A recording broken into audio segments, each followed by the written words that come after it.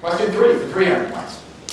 Which temperature readings on the Fahrenheit scale are greater than the reading of the same temperature on the Celsius or centigrade scale? Is it A, the temperatures that are less than -40? B, the temperatures that are bigger than -40, each time this doesn't include the endpoint of the interval.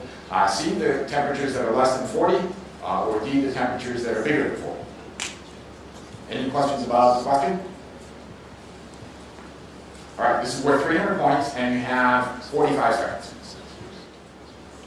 All right, for 300 points, it was the temperatures bigger than -40. 3 people got that right.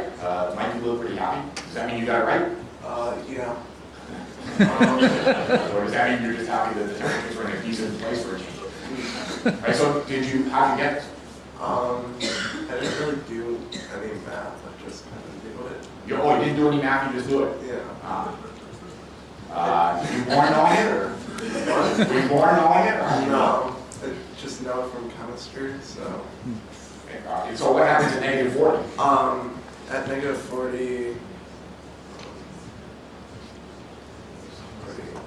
like -40 Fahrenheit is what Celsius? it's -40. Right, exactly. That's where they're the same. And since, if you graph these things maybe on a Fahrenheit Celsius scale, you get both lines. And so they intersect at one point, so on one side or the other, it has to be bigger. And so you have to know that. That's good. And so it's good that you don't just take math classes. So 3 people got that right. Nice going. Here comes question 4 for 4, and good explanation.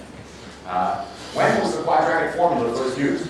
Was it A, about 100 years ago, B, about 500 years ago, C, about 1,000 years ago, or D, longer than 1,000 years ago? Ready? It's worth 400 points. Everyone understand the question? Everyone seems to really enjoy the question. All right, so this is kind of a math, this is a math history question, and we'll see how it went. People knew that it was longer than 1,000. I was giving it a little bit of a fist bump, kind of a epsilon over 2 range that's moving in and there. And so who else besides Mike got this right? I figured Mike got it right because of the fist bump. So Heemyung, you got it right? So okay, just slide the microphone over to Heemyung. And so, now were you born knowing this too, or did you learn this in chemistry class, or how did you know?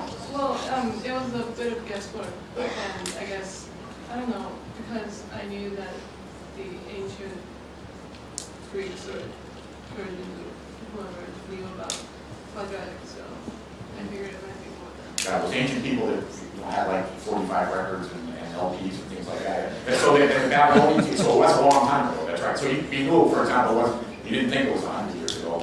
So what you have to narrow down between C and D? Or? Yeah, so and then it just took a step. Right, so it's really ancient, right? And so, of course, they used the quadratic formula when the first quadratic baby was born, or maybe a few months later, and that's how they got it. And so you two got that right, that's good, nice going. We'll see what this that's the halfway point, thanks for the explanation, and so we have you and Mike are tied. Looks like you got all the questions right so far. You both have 1,000 points. Whiz right behind, 600, and Mary has 200. And there's still a lot of points left.